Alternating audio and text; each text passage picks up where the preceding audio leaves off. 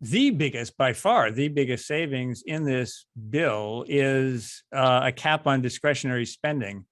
And I know you've been looking at the discretionary spending numbers. I mean, how does it, just as a substantive proposal, how does this cap look? Well, I mean, everybody is sort of pointing at how big the savings are. They're saying, oh, we're going to save, trillions of dollars by capping discretionary spending. But the people need to remember, I mean, we operate on what's called a baseline. So you take the current level of spending and then you project it forward, usually based on some rate of inflation. And so how much you spend or how much you're projected to spend, and therefore how much savings you're going to assume, is all a function of where did you start and what is the assumed rate of growth.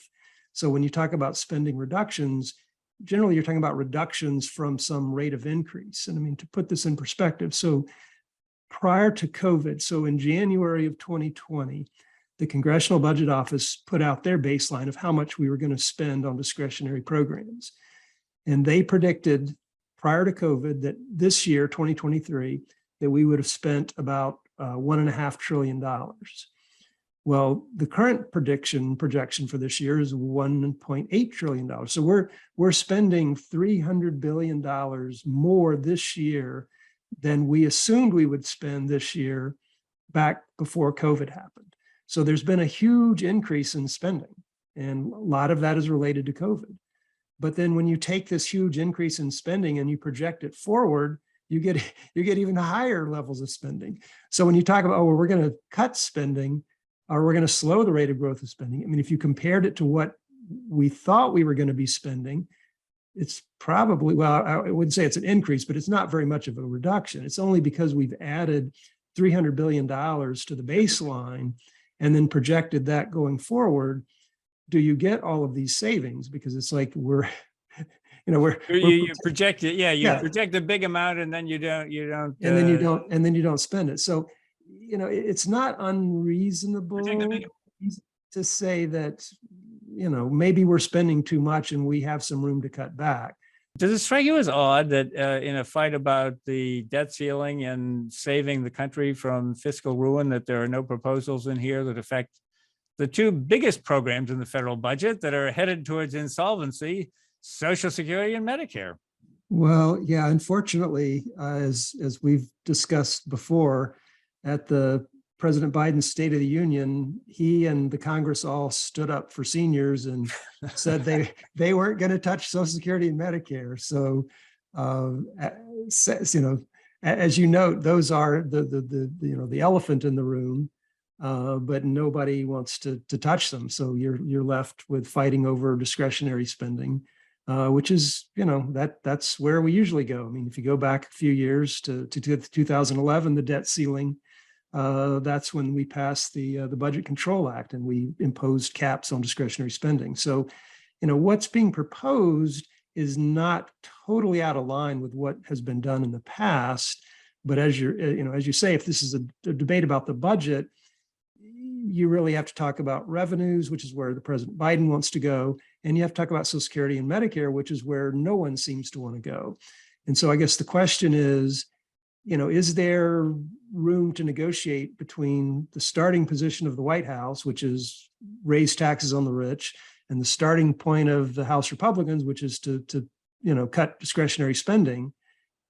Is there room for compromise so that we can do sort of a mini budget deficit reduction package, and then as part of that package, we would then, agree to raise the debt limit for some, extended period of time. It doesn't look like it right now. No, I mean, that's the problem is that, neither side has been willing to budge. I mean, it's not clear how they get to something that they can agree on. I mean, the image that comes to mind is two freight trains racing at each other from opposite ends of the track. I don't see how you get off of that, but let me just put it out there. I do think that strategically, the Republicans are in a tough position on this, because in putting out these proposals, these budget cutting proposals, which I think are all perfectly legitimate, putting them out there as a condition for raising the debt limit rather than as an alternative to Biden's budget puts them in a strategically difficult position, because eventually we're going to have to raise the debt limit, and it's going to look an awful lot like people aren't getting their checks and the government's about to default because McCarthy wants to enact his partisan agenda. And I think that's why you don't see Biden moving here, because that seems to be where things would play out. Now, I guess there's a political risk on the Democratic side that you never know how these things are going to play out politically. And, Biden has said he's not going to negotiate over the debt limit, and people might say, well, it's his fault then. Well, that's always the political, dynamic is if you do something and something bad goes wrong, who gets the blame? You go back several years, for several decades. I mean, there were always fights over shutting down the government, not passing the appropriation bills, and each side would blame the other. And the question was, who did the public blame, and did it matter in the next election? And that's potentially what you have here is that, yeah, the White House thinks that if the House Republicans cause the government to default, that people are going to blame the Republicans. But if it tanks the economy and the economy's in a recession, it could very well affect the next presidential election, because people tend to vote their pocketbook, and if the economy is the economy's in the toilet, who gets blamed, Congress or the White House? And it's just a matter of becomes a blame game. So it's not clear that that's really what they need to do, and it's certainly not what the country needs for them to do. But we'll see.